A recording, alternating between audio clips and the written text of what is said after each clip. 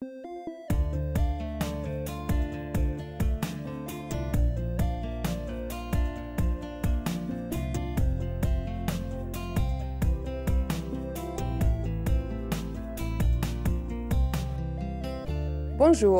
nous allons approfondir l'une des typologies de monnaie complémentaire évoquées par Marie Farr, les banques de temps, un modèle de monnaie complémentaire qui se développe rapidement en France et à l'international. Pour en parler, j'ai avec moi Lucille Marjollet, chargée de projet au réseau des accorderies, qui est le principal réseau des banques de temps en France. Ce retour d'expérience se fera en 2 temps. Ici, Lucille nous expliquera comment une banque de temps fonctionne et d'où est venue l'idée des accorderies.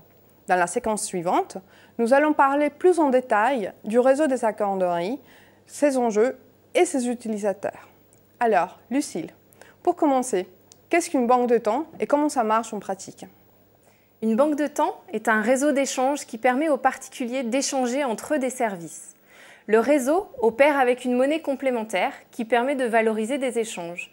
Notre particularité par rapport à d'autres monnaies complémentaires, c'est la monnaie temps qui mesure la valeur des services échangés. Au lieu de les valoriser par une monnaie classique, comme l'euro, une banque de temps comptabilise le temps passé à fournir un service. Le principe de valorisation est donc radicalement différent dans une accorderie. On considère qu'une heure vaut une heure, quel que soit le service fourni. D'accord, mais alors, quel est le rôle de l'accorderie dans ce cadre-là?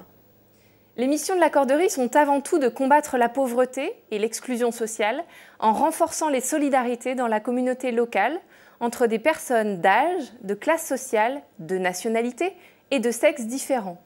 Son action repose sur des valeurs d'égalité, de solidarité et de reconnaissance des compétences et des talents de tous les citoyens et citoyennes qui deviennent accordeurs. Elle a également pour mission de favoriser le développement du pouvoir d'agir des personnes, c'est-à-dire de leur permettre de se mobiliser sur des choses qui sont importantes pour elles. Et est-ce qu'on peut résumer les principes qui guident les accorderies? Les principes qui guident l'accorderie sont au nombre de 5. Le premier principe, 1 heure de service rendu égale 1 heure de service reçu, et ce, quel que soit le service. Deuxième, l'échange repose sur le temps et non sur l'argent. Le troisième principe, l'accorderie fonctionne grâce à l'implication des accordeurs dans son fonctionnement. Quatrième, il doit y avoir un équilibre dans les échanges. On donne autant que l'on reçoit. Et le cinquième principe, enfin, c'est toujours de l'échange et non du bénévolat. On comprend mieux l'esprit dans lequel ça s'inscrit.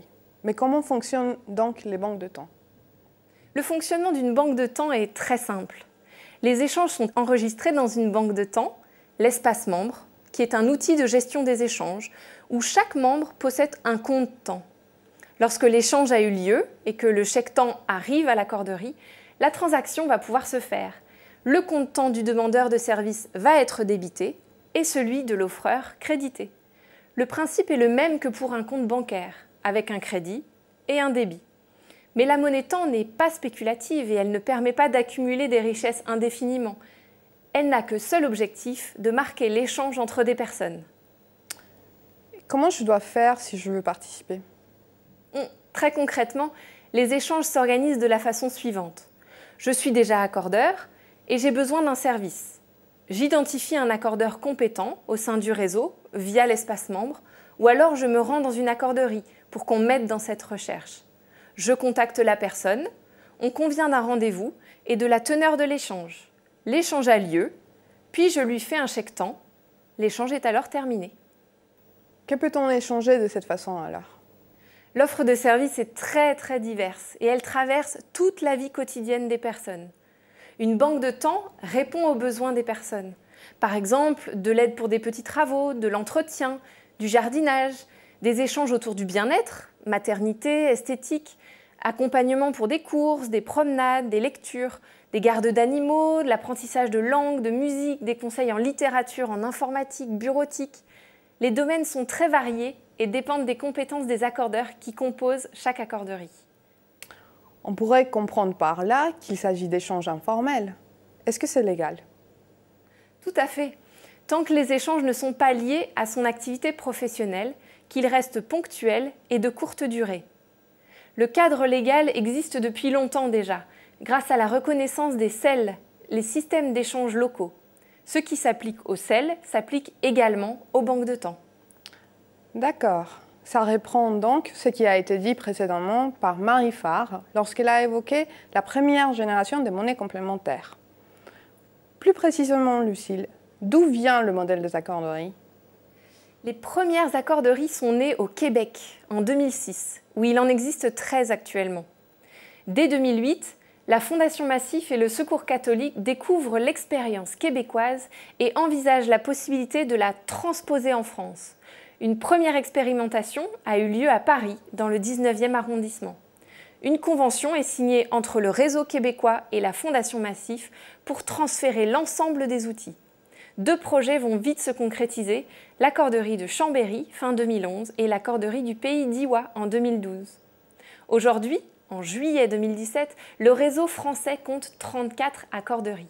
Nous avons même appuyé la création d'une première accorderie en Belgique, à Mons, près de Lille. Comment s'organise la diffusion de ce modèle en France?